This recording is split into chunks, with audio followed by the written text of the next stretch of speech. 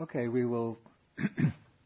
continue now with the discussion of the Arya Pariyesana Sutta. And in this sutta, the Buddha is describing his own renunciation and his quest for enlightenment.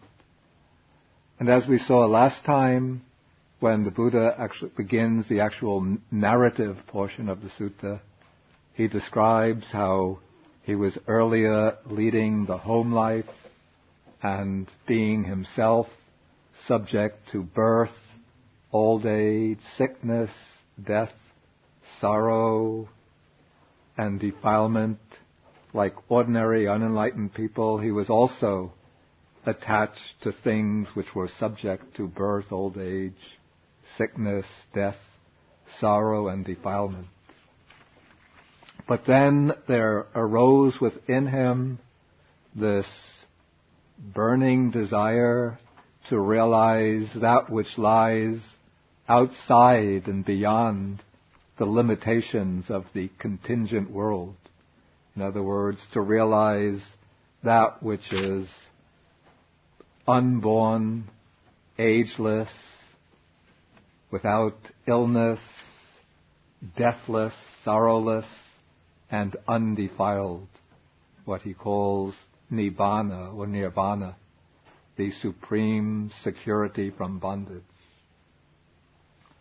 And then he set out on this what he calls the noble quest, renouncing the household life, cutting off his hair and beard, even while his parents were weeping and tried to convince him to stay.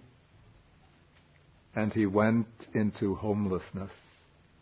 And he first came to one of the most prominent spiritual teachers of this period, whose name was Alara Kalama. And under Alara Kalama, he learned first Alara's doctrine, which is never given in the text.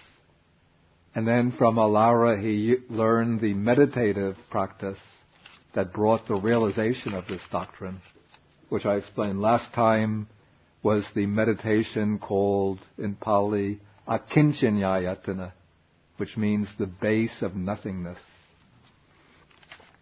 And what's rather interesting is that in no other yogic or meditative text from the Indian tradition is there a state mentioned under the name the base of nothingness. But this meditative attainment is recognized quite frequently within the Buddhist system. So it seems to me, this is personal conjecture, that probably Alara didn't actually use the same name and the same description when he was teaching. But he would have taught of a certain meditative state and would have taught the method to realize it. And the Buddha would have practiced that method and attained that state.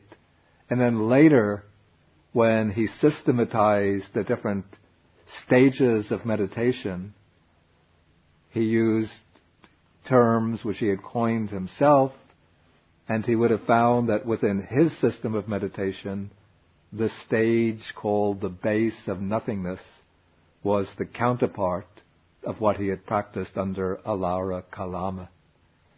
And within the Buddha's systematization or schematization of the stages of meditation, the base of nothingness is one of the 4 arupa attainments or formless attainments. We use the Pali expression arupa samapatti, the formless or immaterial meditative attainments.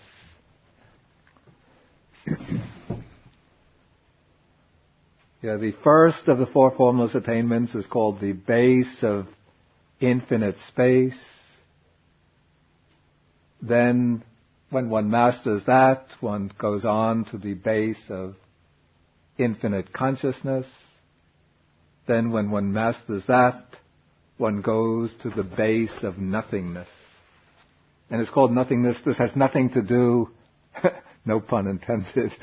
It has nothing to do with sunyata or emptiness of later Buddhism, but rather this is not a realization through wisdom or insight, but rather this is an attainment purely within the sphere of samadhi or concentration.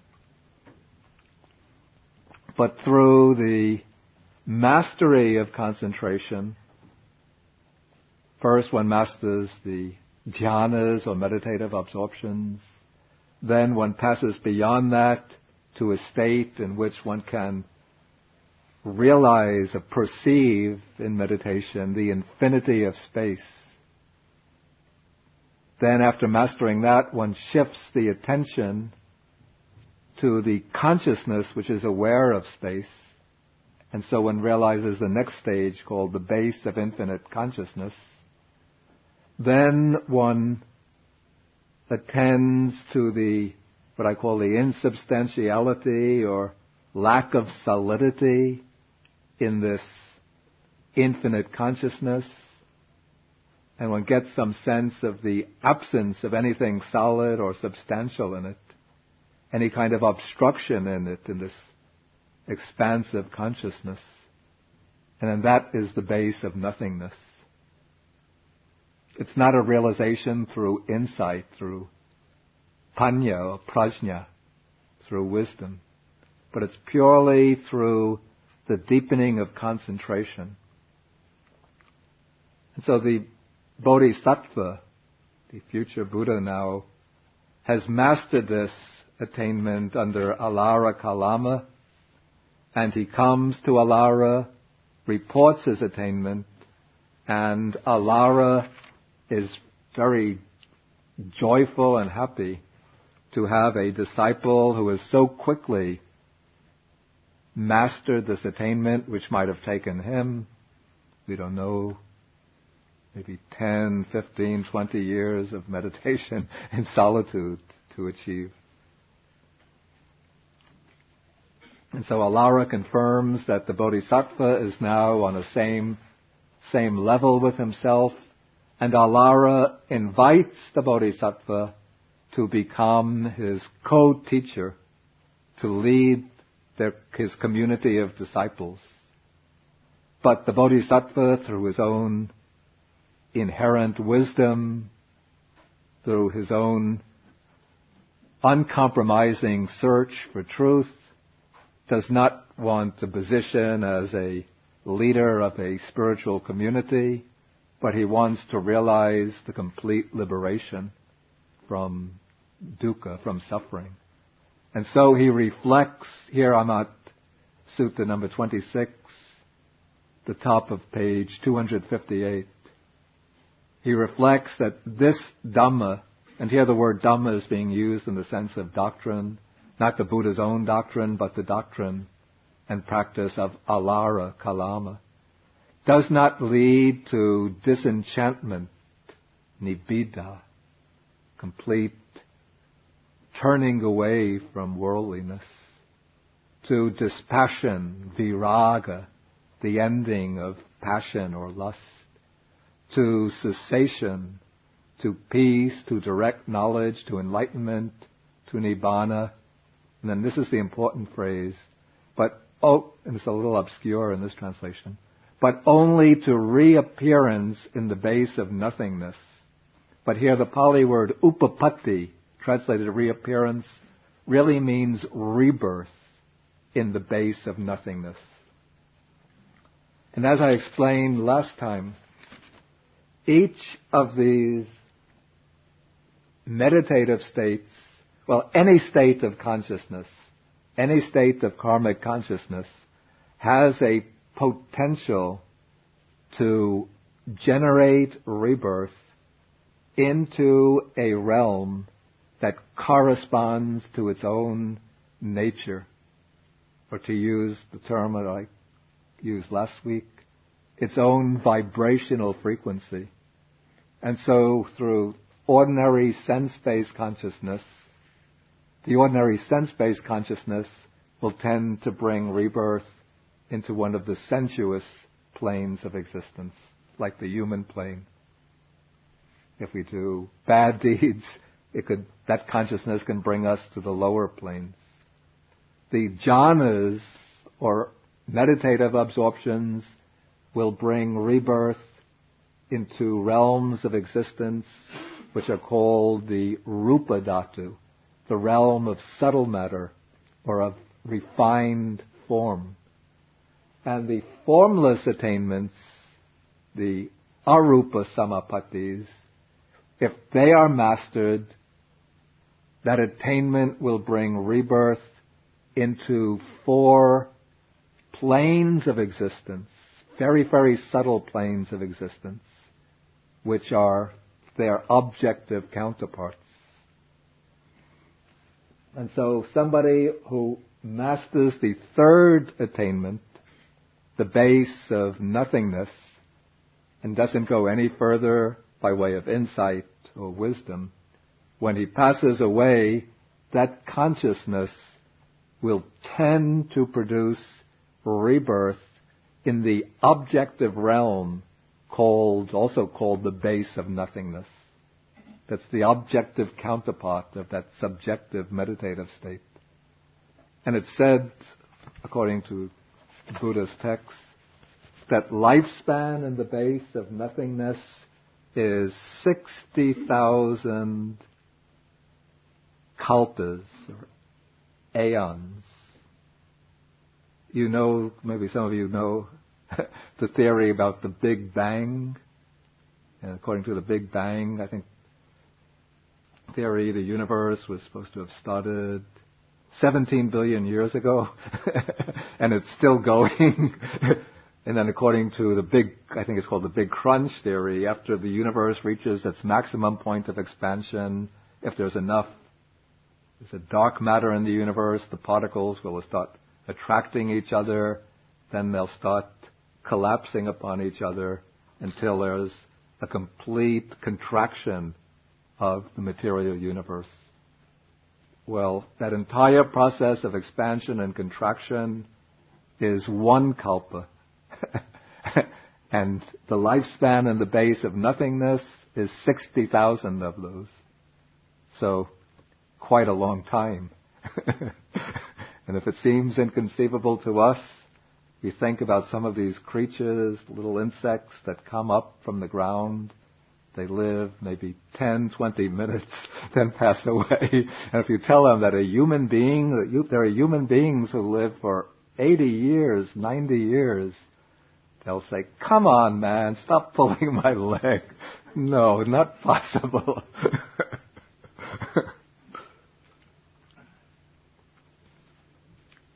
80 years, you know what that means? I mean, we've got long-lived insects going on for 30, some of them have gone up to 30 minutes.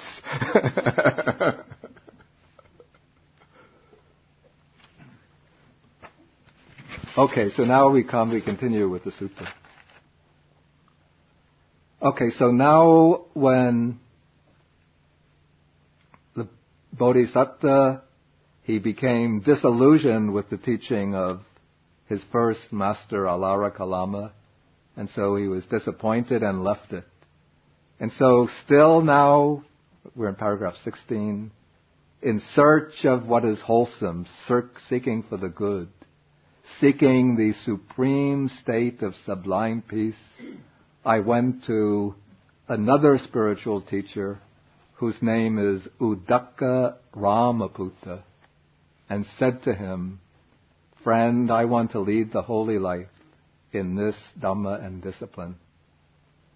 And then Uddaka Ramaputta explained in the same way that Alara did.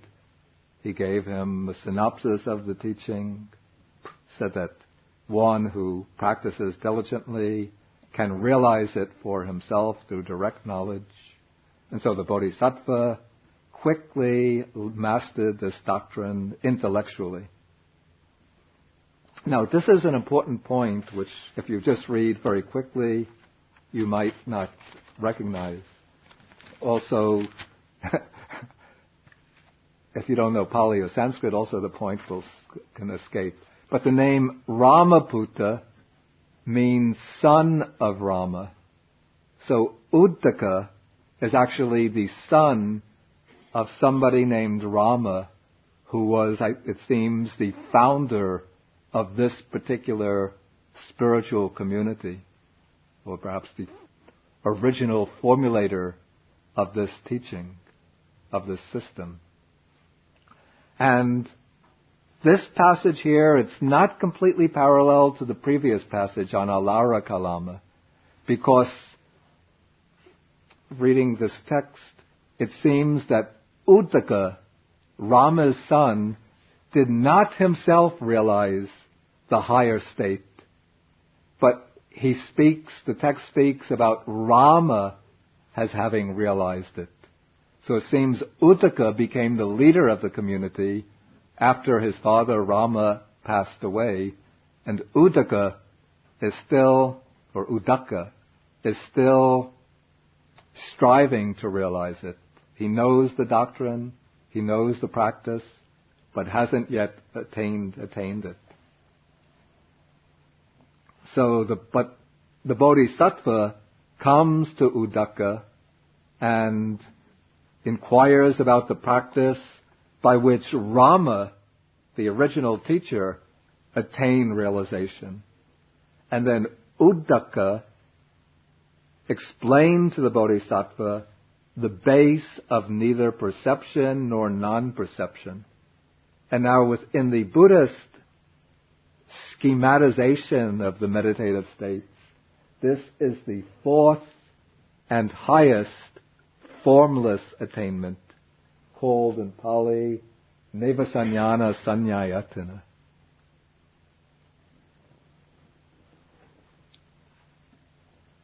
It's a state which is said to be so extremely subtle that one cannot say that there's definitely awareness or perception in that state.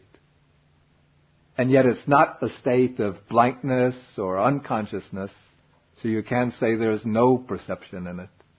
But the perception or awareness has become so refined, so subtle, that one can't characterize it as being either present or absent.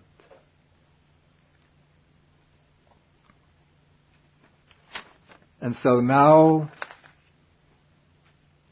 the Bodhisattva learns this practice, he undertakes it, and then he says that I soon quickly entered upon and abided in that state by realizing it for myself with direct knowledge. And then the Bodhisattva goes to Uddaka Ramaputta and asks him, he says, friend, was it in this way that Rama, that's Rama the teacher, declared that he entered upon and dwelt in this Dhamma by realizing it for himself with direct knowledge? And Uddaka says, that is the way, friend. Then the Bodhisattva says that I myself have realized this, and Uddaka,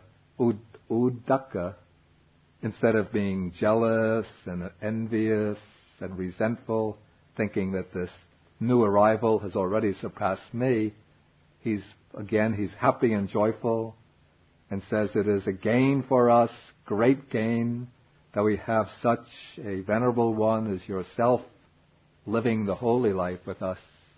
You yourself have realized the same attainment that Rama, the great master, realized when he was alive. And now Uddaka says to him, here I'm on page 259 at the end of the first paragraph, you know the Dhamma that Rama knew, and Rama knew the Dhamma that you know. As Rama was, so are you. As you are, so is Rama. Come, friend, now lead this community. In other words, Uddaka, who has been the leader of the community, is now ready to step down and say, you are now the teacher. You should be the teacher. You're the one who knows. Even I myself don't know. And so now the Buddha is speaking. He says, thus, Uddaka Ramaputta, my companion in the holy life, placed me in the position of a teacher and accorded me the highest honor. But it occurred to me, again, this Dhamma does not lead to disenchantment, to dispassion, to cessation, to peace, to direct knowledge, to enlightenment, to nibbana, but only to rebirth in the base of neither perception nor non-perception. And now, the existence, there is a objective sphere of existence called the base of neither perception nor non-perception, the neva sanyana sanyayatana. And those people who master that meditative attainment in this human life and still retain it at the time of death get reborn into this base of neither perception nor non-perception. And the lifespan in that state is said to be 84,000 great kalpas, mahakalpas. 84,000 big bangs. It's not like the human being who lives for 90 years, but the insect, one insect is saying to the other, there are some human beings who live even to be 110, 120 years. But the Bodhisattva saw that this state too was deficient, that it's something which is impermanent. One lives there 84,000 great aeons, then eventually that alarm clock goes off, and you realize life has come to an end, and whoop, one falls away from even this great highest sphere of conscious existence and has to take rebirth elsewhere. And so when he recognized this, then the Bodhisattva became disappointed with that doctrine and left it to seek elsewhere. Yeah. Actually, it says in both sections, but more recently where it says on the bottom of page 268, was it in this way that Mama declared and entered upon, and the other one says, was it in this way, that is the way. Do we assume that there's like a little conversation there maybe where he's illustrating his attainment? Oh, yeah, of course. This would be just a compression of the conversation.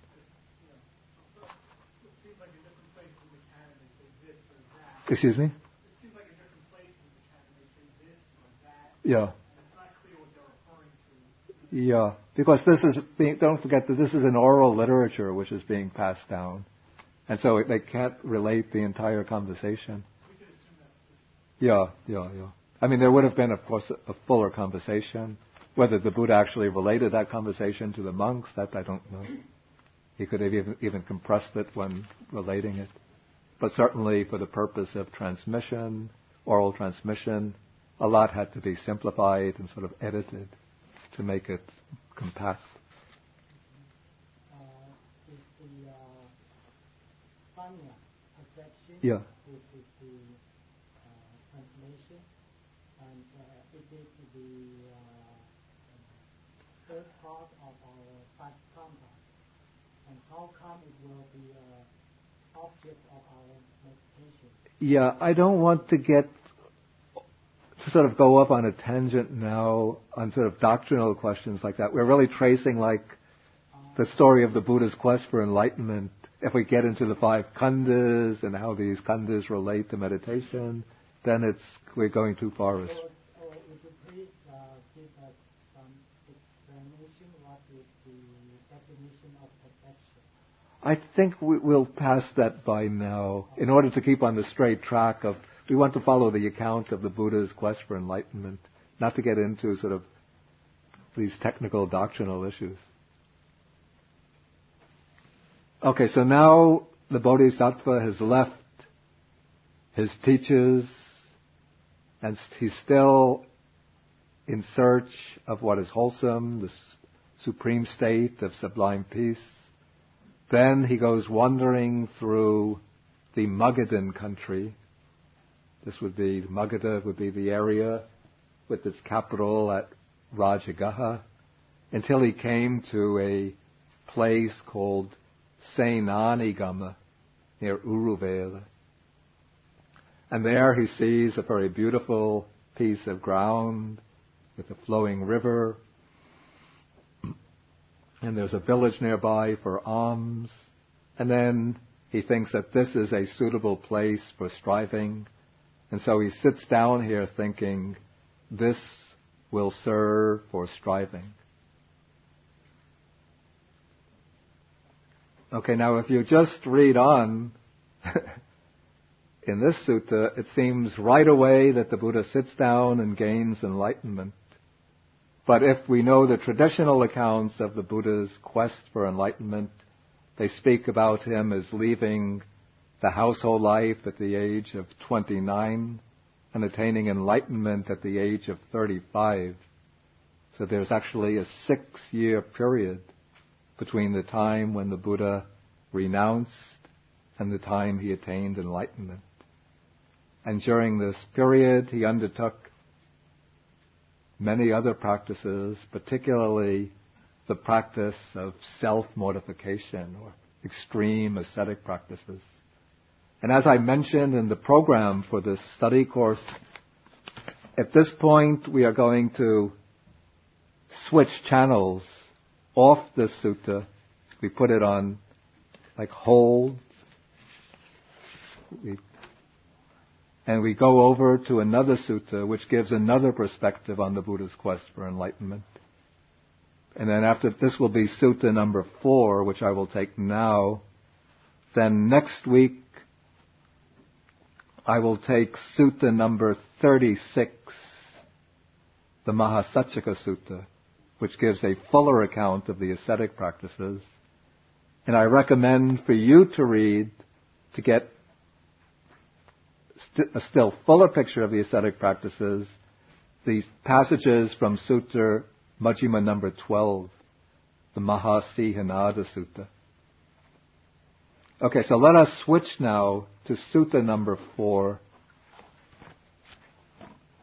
which I had suggested that you read.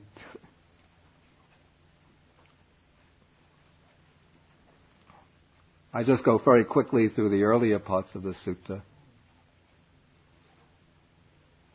Everybody have it? Okay, this sutta begins when a Brahmin by the name of Janusoni comes to the Buddha and he asks whether the Buddha's monastic disciples take the Buddha, Master Gautama, as their leader, helper, and guide, and follow his example. And the Buddha says that this is the case. This is the case. And then somehow the conversation turns to the topic of living in remote jungle places in the forest, which are hard to endure. Seclusion is hard to practice, and it is hard to enjoy solitude. So now here, well, continue further. And then the Buddha says that that is so, and the Buddha explains how before his enlightenment, again when he was still not yet enlightened, a bodhisattva, he thought that forests, the remote forest places are hard to live in, and that they will cause insanity if one has no concentration. But the Buddha considered or as a bodhisattva, he considered all of the qualities necessary to live in the forest, and he realized that he had all of those qualities within himself. Now what's interesting is that in this sutta, the Buddha is describing practices which he undertook in solitude in a forest, in a remote forest. And yet in sutta number 26, which we just left, he speaks about coming to a very beautiful, agreeable stretch of land by the side of a river close by a village for alms. So apparently, between the time he left Udakkaramaputta and the time he came to this place, which was later to become known as Bodh Gaya, he spent time living deep in the forest, undertaking his spiritual practices. I'm just quickly skipping over all of the qualities needed to live in the forest. You can just read them just to get an idea. Until we come paragraph number 20, just to give an idea of one of the types of practices that the Bodhisattva undertook. That there are certain days of the fortnight considered especially auspicious. These are the nights of the 14th and 15th and the 8th of the fortnight.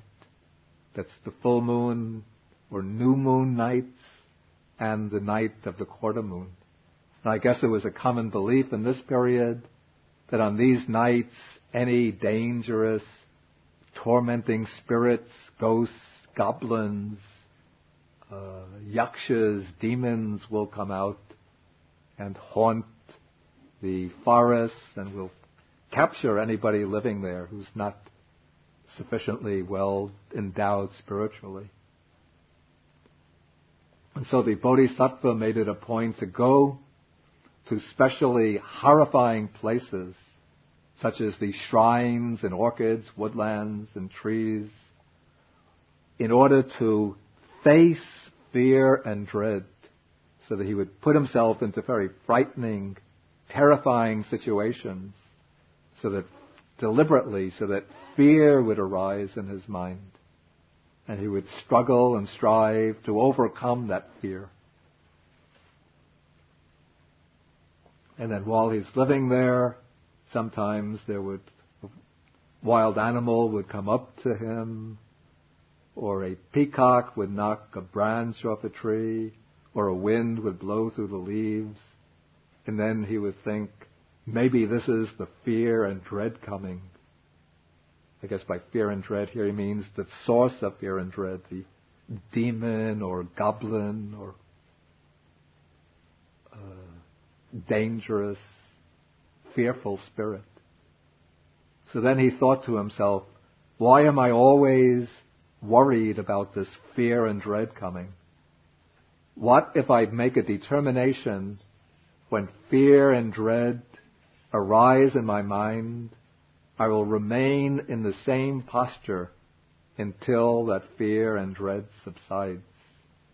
So if he was walking and then the fear and dread came upon him, then he would not sit, he would not stand still, he would not sit down, not lie down, but he remained walking, continued to walk until he had conquered fear and dread.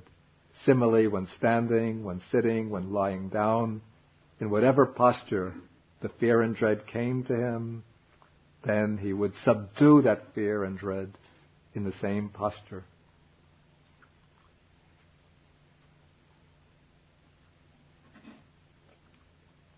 Okay, now comes a passage that I like. It shows how, in a way, how clear the Buddha is as a thinker. He says, there are Brahmins, some ascetics and Brahmins who perceive day when it is night and night when it is day.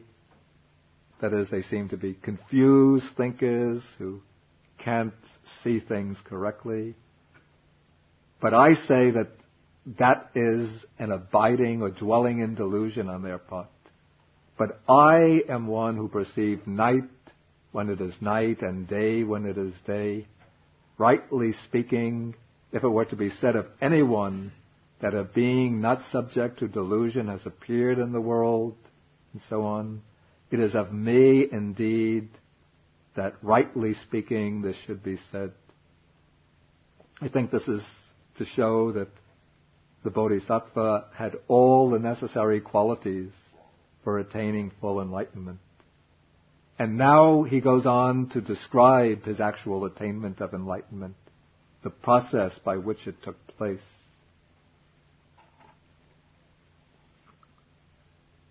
Here, it seems now he is actually sitting in the seat of enlightenment, though he hasn't described himself as coming to that place.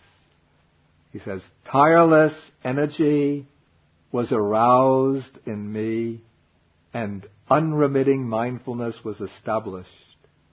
My body was tranquil and untroubled, my mind concentrated and unified.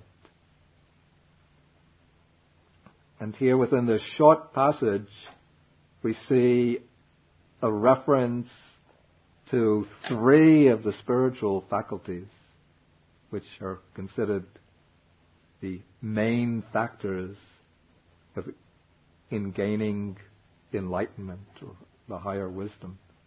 One is energy, virya, which here it's tireless.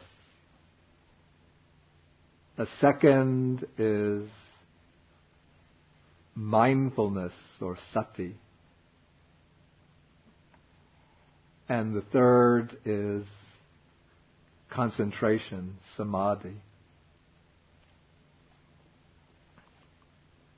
And now, well, according to the traditional account, when the Bodhisattva sat down with the intention to realize enlightenment, when he knew that his faculties were mature enough, he made a determination. He sat down in a spot under a tree, which later became known as the Bodhi tree. Though interestingly, this tree, it's not mentioned in the Sutta accounts of the Buddha's enlightenment, though it's mentioned in the commentaries. He sat down and crossed his legs and then made a determination, a resolution that he would not rise up from that position, even if his blood were to dry up, even if his flesh were to dry up till there was nothing but skin and bone left. But he would not rise up until his mind was liberated. And then, in the traditional account, something else happens which it's not mentioned in the old suttas. What is it? Those of you who know the Buddha story? Right, exactly. There comes a big battle with Mara. Mara is the evil one, the sort of symbol for all of the defilements, but also regarded in Buddhism as a very powerful deity. The deity, as I mentioned the other day, who doesn't have any function. He's not like the Christian Satan with the function of getting beings to come to hell. Mara is content just to keep beings within samsara. And so he tries to discourage those who are striving for liberation by enticing them with the pleasures of the senses, the pleasures even of the heavenly worlds. He instructs people to do good and meritorious deeds. He doesn't try to get them to become murderers and thieves, but to do good, virtuous, worldly deeds so that you gain merit, which will bring you to a happy heavenly rebirth where you can enjoy yourself until you get reborn and come back to some other realm of existence. And so in the traditional account, there takes place this great battle in the early evening between Mara, who comes with his armies. First, Mara tries to tempt the Buddha by displaying many sensually enticing images, beautiful dancing girls, and so on. His daughters come and try to seduce the Bodhisattva, but the Buddha remains imperturbable. Then Mara tries to frighten the Buddha by conjuring up images of storms and frightful demons. But again, the Buddha remains unshaken, or the Bodhisattva remains unshaken. Then Mara challenges the Bodhisattva's right even to be sitting on that spot, striving for enlightenment, and says, "What right do you have to be sitting here?" Then the Bodhisattva says, "I have fulfilled the practice of the paramis, or paramitas, the virtues, sublime virtues needed to achieve Buddhahood." Then Mara says, Do you have any witness for this? At first Mara turns to his own retinue and says, he has no right to be there. Don't you testify to this? And they all say, yes, you're right. He has to leave. But the Bodhisattva then Mara says, do you have any witness for your fulfillment of the paramis? Then the Bodhisattva says, the earth is my witness. And then he takes his right hand and places it on the ground to call the earth to witness. And then the earth shakes, thunders, and quakes. And a voice comes. In some versions, a goddess comes from the earth and says, I am his witness. And at that point, then the armies of Mara are scattered. But in the old accounts in the suttas, there's actually a poem in the Sutta Nipata, one of the smaller works of the Pali Canon, in which when the Bodhisattva is undertaking the ascetic practices, it seems, Mara comes to him and tries to convince him to give up the ascetic practices and live a good, virtuous household life, performing works of merit. And then when the Bodhisattva refuses, then Mara comes to him, or actually in the verses, the Bodhisattva who is speaking to Mara and speaking about the 10 armies of Mara, which include sensual desire, laziness, gluttony, despondency. I don't remember all of them.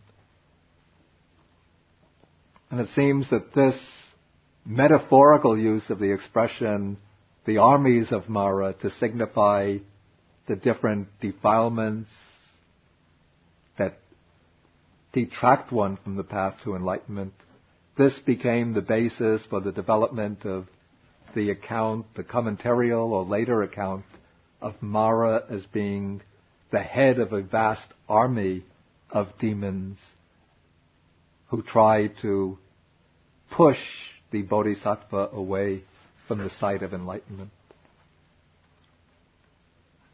So anyway, now we keep to the Sutta account, leaving behind the developed version of the Buddha, this is what they call the Buddha legend. And here, as evening sets in, or night sets in, the Buddha, his mind settles down and he starts to enter into states of deeper meditation, which are called the jhanas. We will see when we come to the next sutta, Majjhima number 36, the Mahasachika Sutta, that the Buddha actually, in a sense, discovered the jhanas as being the way to enlightenment, the middle way which he had been missing out on by following the path of extreme asceticism. And the jhanas, which I'm going to treat only briefly here, because we will come back to them later, where I can treat them in more detail. These are 4 stages in the deepening of samadhi, or concentration. They're highly exalted stages of mind in which the mind leaves behind all the sensory imagery and discursive thought processes in which it's ordinarily entangled, and becomes focused one-pointedly upon a single object. One attains the jhanas by choosing a single, simple object, we call it kammatthana, meditation subject, which acts as a suitable basis for the unification of the mind. And to attain the jhanas, first one has to overcome the 5 big obstacles which are called the 5 hindrances: sensual desire, ill will, then dullness and drowsiness, then restlessness and remorse, and then doubt. And once the 5 hindrances are dispelled, then the mind goes initially into a state which is called access concentration or neighborhood concentration, in which 5 mental factors start to become very prominent or strong. In Pali, these are called vitakka, vichara, piti, sukha, ekaggata. Vitakka is, here it's translated, I don't like this translation now, applied thought, and vichara, sustained thought. But vitakka, applied thought, and vichara are not necessarily thinking the way we ordinarily think, in the sense of conceptual thinking, discursive thinking, thoughts revolving one after another. But vitakka, applied thought, is that mental factor which applies the mind to the object. The mental factor which is responsible for, in a sense, metaphorically, lifting the mind up and placing it on the object. And then vichara, translated here, sustained thought. Now I translate it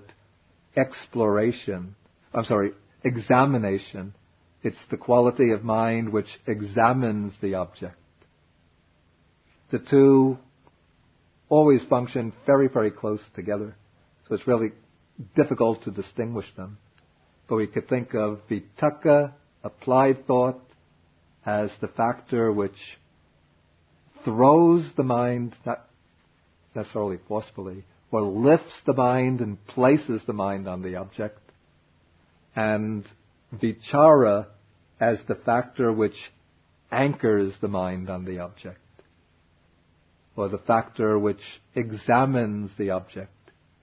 Not reflectively, not thinking, oh, it has this aspect, that aspect, but it's just a kind of looking at the object.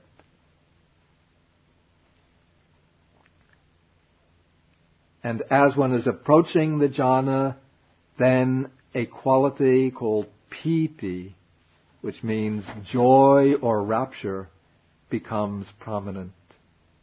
And along with rapture, there also occurs a kind of pleasure or happiness in the mind.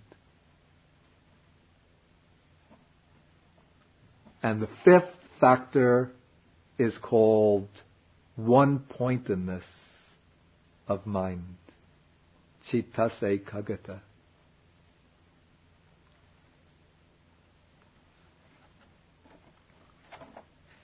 And to attain the first jhana, according to this formula here, the text reads, quite secluded from sensual pleasures, secluded from unwholesome states, I entered and dwelt in the first jhana.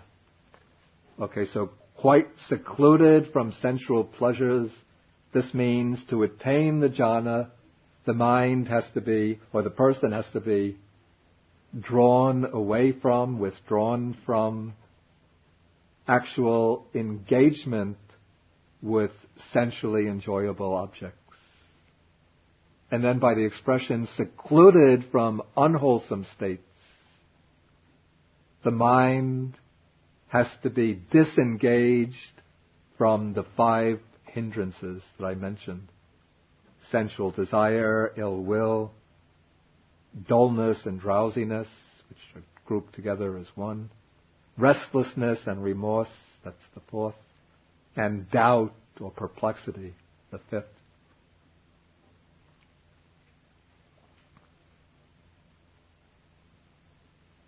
And so now, withdrawn from these unwholesome states, the bodhisattva enters and dwells in the first jhana, in which there are present applied thought, sustained thought or examination, rapture, and then this pleasure or happiness born from the seclusion of the mind, from sensually enticing objects, and from the inner hindrances. Now, going deeper in the process of concentration, applied thought and sustained thought, which are still gross factors, subside and fall away. And with this, the mind enters into the second jhana, in which there is no more applied and sustained thought. But now it acquires a certain clarity, an inner clarity. Here it's rendered self-confidence. I think that's not so adequate. Ajitang, was it Ajitang? Sampasadanang. It's hard to render exactly in English, but it's a kind of inner clarity. Clarity as well as tranquility together. And singleness of mind. Chetaso ekodi bhavam. It's the unification of the mind is becoming stronger because the concentration, the force of concentration is increasing. And so there's no applied and sustained thought, but there's still joy or rapture and pleasure or happiness. But as the concentration deepens, then rapture or joy becomes experienced as a coarse factor, a disturbing factor, and that fades away. And with the fading away of joy, mindfulness and full awareness or clear comprehension becomes stronger. This is sati and sampajanya now become more prominent. And equanimity becomes stronger. And so one is still experiencing sukha, pleasure or happiness, but there's no more disturbance by piti, by joy, or rapture. And so when the Bodhisattva then enters and dwells in the third jhana, which is described that one has a pleasant abiding who is equanimous and mindful. And then taking the process of concentration still further, then even the pleasure or happiness of the third jhana fades away. And so here it's described with the abandoning of pleasure and pain and with the previous disappearance of joy and grief. I entered upon and dwelt in the fourth jhana, which has neither pain nor pleasure. That is, it has a neutral feeling of balance without pleasure or pain. But it's a very pleasant sense, though it's not pleasant feeling. And it has purity of mindfulness due to equanimity. The equanimity has become so firmly established that the mindfulness is now fully purified. Okay, I think maybe we should pause at this point and then take up next time. If there's any questions on anything discussed, please feel welcome to ask. Yeah. Of which the noble ones announced we have present abiding and has equanimity in his mind. Yeah. Is that a significant phrase? Well, it must be significant since it's included in that description of the third jhana. You don't know anything else about it?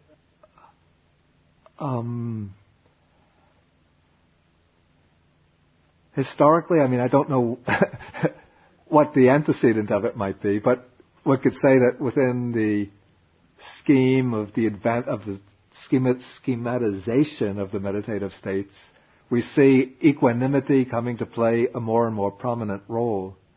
Equanimity has to be present in any of the jhanas, but in the first two jhanas, it's still, though present, it's somewhat in the background, because first there's vitaka and vichara, think, thought, and examination, or applied thought and sustained thought, which are causing, say, waves and ripples on the mind. And then there is that joy or rapture, which is an exhilarating state, an uplifting state. So that is something of a disturbance which prevents equanimity from showing forth. But in the third jhana, with the fading away of rapture, then mindfulness, sati, and full awareness, sampajanya, come into the foreground. Though they're present from the start, but now they become so prominent that they're mentioned in the formula. And along with that mindfulness and full awareness, there comes equanimity. So it's now mentioned as a factor of the third jhana. And then in the fourth jhana, even though equanimity is present in the third jhana, but it's still in something of a state of competition with the pleasant feeling, sukha. Pleasant feeling because the mind naturally craves for pleasure. And so when there's a pleasant feeling in the third jhana, there's a tendency to become attracted to it and attached to it. And that is a challenge to equanimity.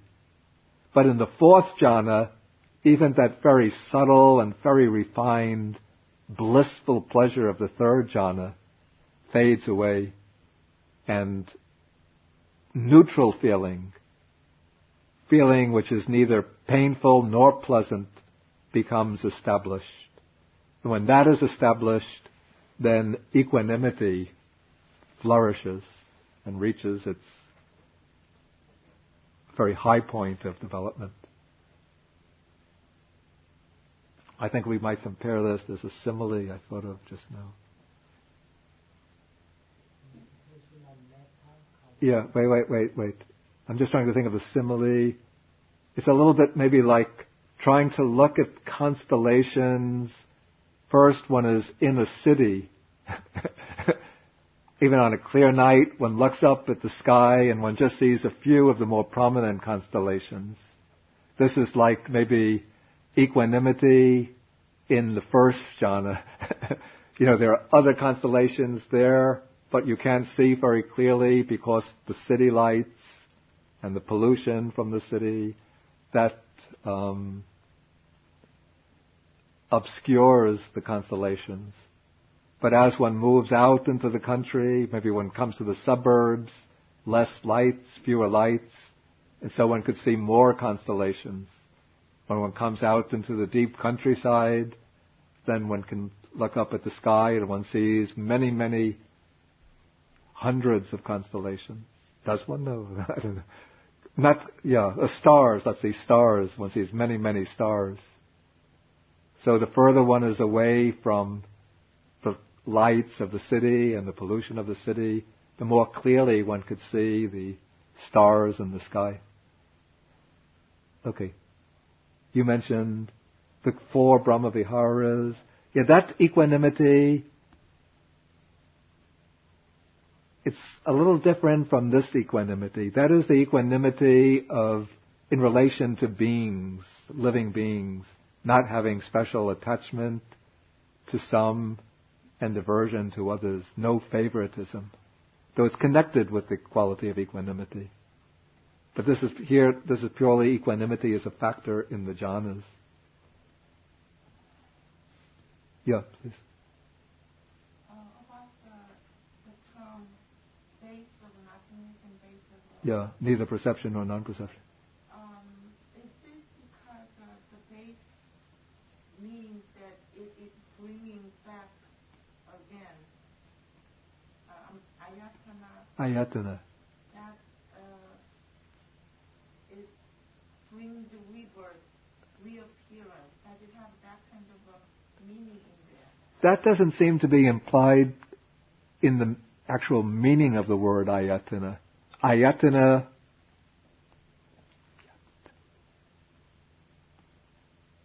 but it brings samsara. It's part of the meaning. it doesn't seem to be part of like the word meaning of ayatana. Ayatana, I think it means just something which is stretched out, like a spread out area. And then somehow it came to be used as a technical doctrinal term in Buddhism. But my point is that according to Buddhism, if one attains the ayatanas as meditative states and masters them and still has mastery over them at the time of death, then the karmic, that meditative state, generates a karmic power which will direct the consciousness to the realm of existence that corresponds to itself. So we can say the meditative states are called ayatanas or bases, in the sense that they are bases upon which the mind rests in meditation. And the realms are also called ayatanas, in the sense of bases upon which the rebirth process takes place. To me, as long as there is a base, Yeah. then it comes back. I mean, it's not the end. It's not like the final. Well, one would say that what keeps the process of rebirth going would be the ignorance and craving, not so much the attainment of these meditative states themselves, but it's these meditative states which generate certain karmic forces that will direct the rebirth process to these realms of existence at the time of death. Let me see if I can think of an example.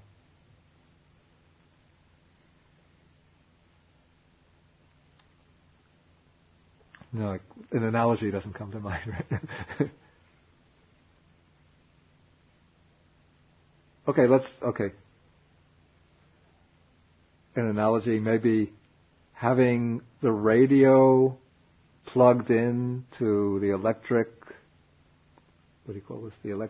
outlet,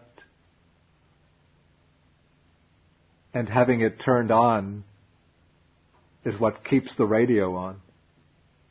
That is like ignorance and craving causing the continuation of samsara.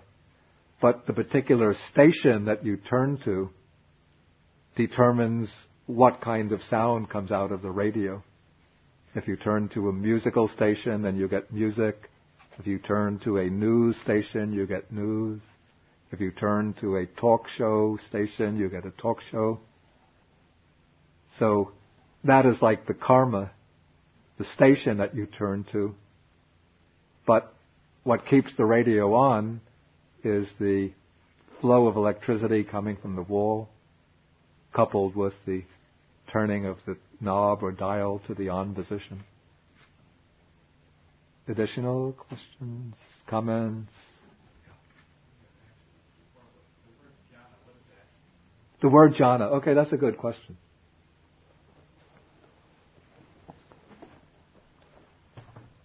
It comes from the root. What is the root actually? Jayati, or anyway, I know the verb form, jayati. Yeah, it comes from, in Sanskrit, the root dhyai. In Pali, I think the root would be jai, which means, originally it meant to think very closely, very intently upon something. And so it took on the sense of to contemplate. And then meaning evolved to mean a state of absorbed meditation upon something. And sometimes in the Buddhist texts, the word jhana is used simply in a sense that we would translate simply as meditation in the sense of some kind of contemplative practice. But it came to acquire in early Buddhism the meaning of certain specific states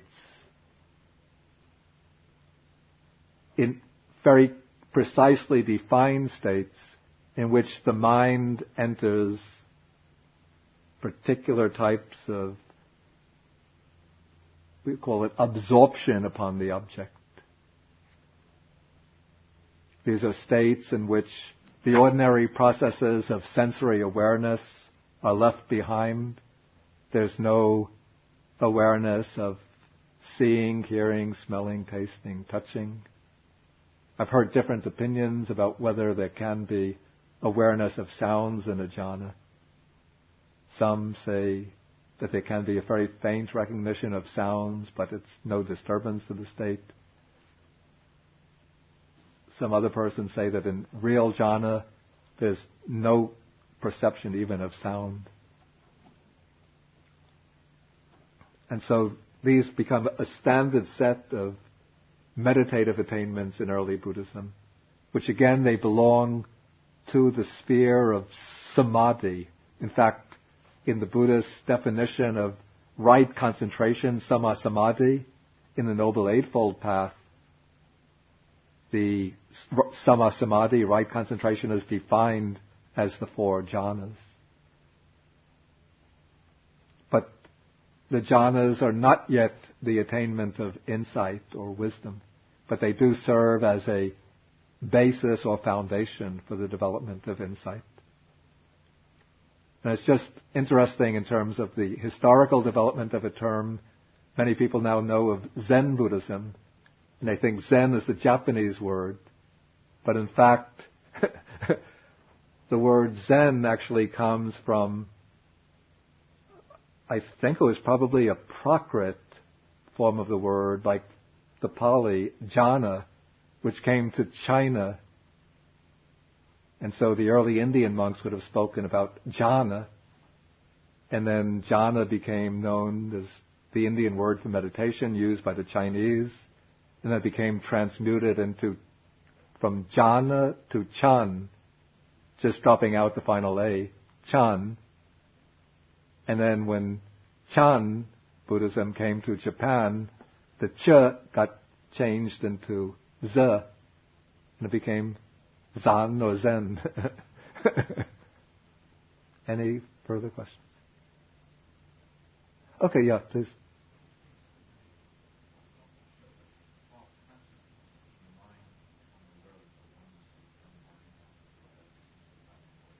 You have to speak more loudly.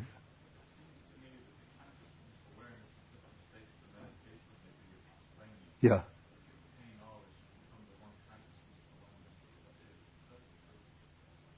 I think that's putting an interpretation on it.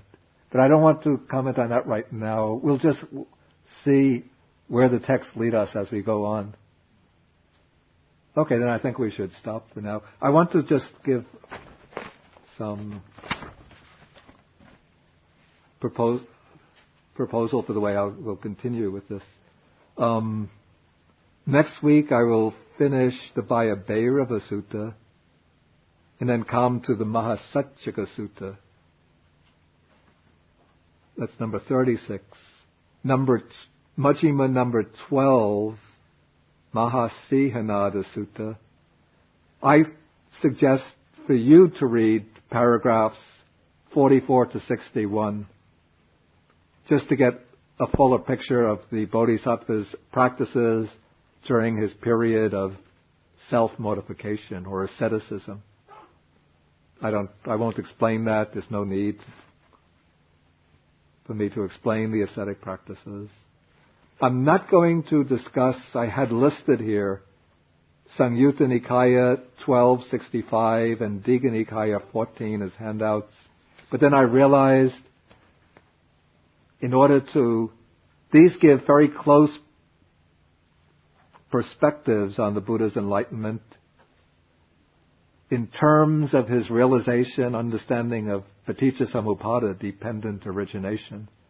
But then I realized that to explain this, then I have to give a detailed account of Paticca Samuppada, and so then it's like taking a subject which quite an advanced technical subject and then bringing it to a very early point in our exploration of the suttas. And I prefer to go really systematically, step by step. That's good if you've already quite well read in the Buddha's texts. Then it's interesting to look at these suttas in connection with the previous ones. But I might come back later to a kind of, after we've covered dependent origination and my systematic explanation,